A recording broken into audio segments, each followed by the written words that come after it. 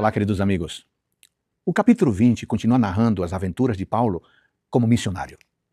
Na primeira seção do capítulo, ele nos mostra o que aconteceu depois do incidente de Éfeso em relação ao fato de o evangelho ter complicado a vida de muitas pessoas pela venda de ídolos pagãos nas cidades que alcançou e que, claro, com o evangelho diminuiu essa venda.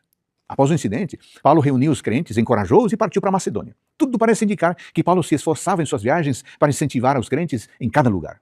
E nessa primeira cena do capítulo, Paulo é salvo de uma conspiração da qual ele havia tomado conhecimento providencialmente. A segunda parte do capítulo fala da ressurreição de Eutico. Aqui está uma das mais belas referências ao domingo como o primeiro dia da semana e uma evidência de reuniões sabáticas. O versículo 7 diz que no primeiro dia da semana nós nos reunimos. Paulo, que pretendia viajar no dia seguinte, falava aos irmãos e prolongou a mensagem até a meia-noite. Levando em conta que na cultura semítica da época o dia começa ao anoitecer, fica bem claro que o momento da reunião estava acontecendo no sábado depois do pôr do sol. Com relação a Eutico, ele era um menino que adormeceu e caiu do terceiro andar, o que causou sua morte.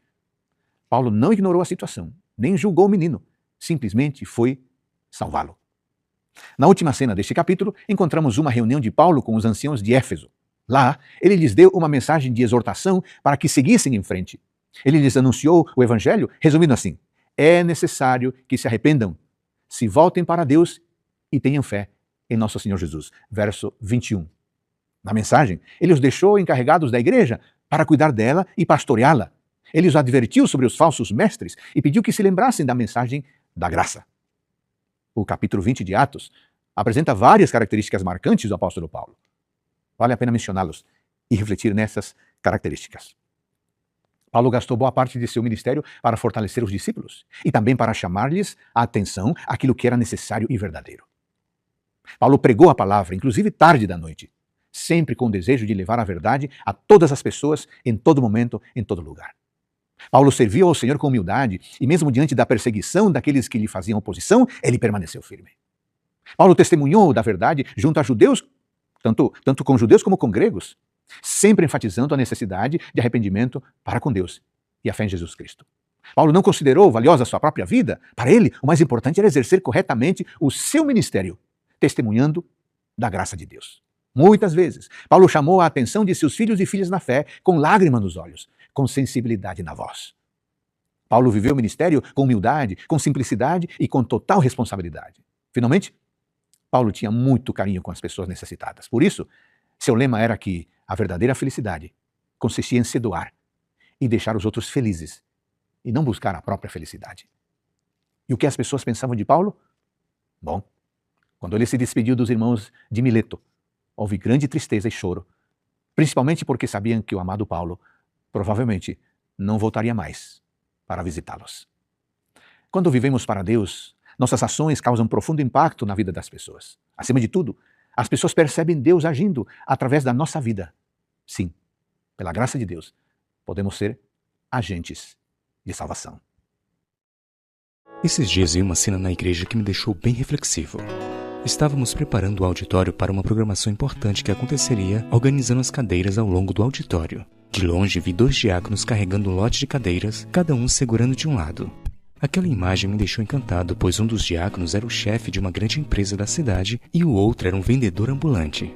Cada um era de uma classe social muito diferente, vivendo realidades financeiras muito distintas. Mas naquele momento, envolvidos na missão da igreja, eles eram iguais. Esta é uma das grandes funções da Igreja de Cristo, igualar a todos em uma grande família movida por uma única missão. E este princípio pode ser visto em um dos episódios do livro de Atos, especificamente no capítulo 20.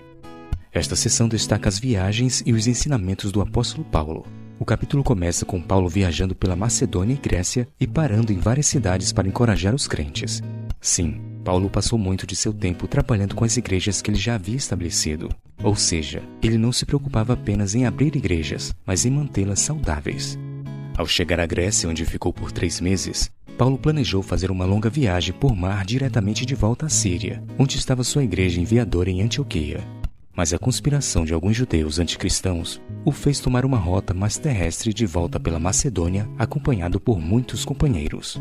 Esses companheiros de viagem de Paulo eram provavelmente representantes de outras igrejas, estavam presentes como embaixadores das congregações que Paulo fundou entre os gentios. Porém, me chama a atenção quando olhamos com calma quem eram essas pessoas que estavam ao lado de Paulo na missão de evangelização. Acompanharam-nos Sópater de Bereia, filho de Pirro, Aristarco e Segundo de Tessalônica, Gaio de Derbe, Timóteo e também Tíquico e Trófimo da província da Ásia. Me permito destacar 2 nomes deste grupo que acompanhava Paulo, Aristarco e Segundo, ambos vindos de Tessalônica. O nome de Aristarco estava relacionado com a aristocracia, a classe dominante. É provável que ele venha de uma família rica e poderosa. Segundo era um nome comum para um escravo. Significava segundo.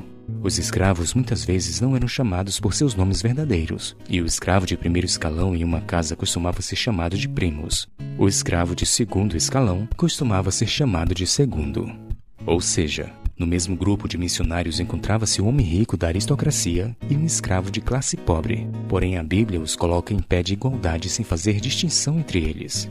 Sim, a missão os igualava. Essa é a realidade da família de Deus. Tem espaço para todos e todos são bem-vindos a se envolver na salvação de todos os que creem.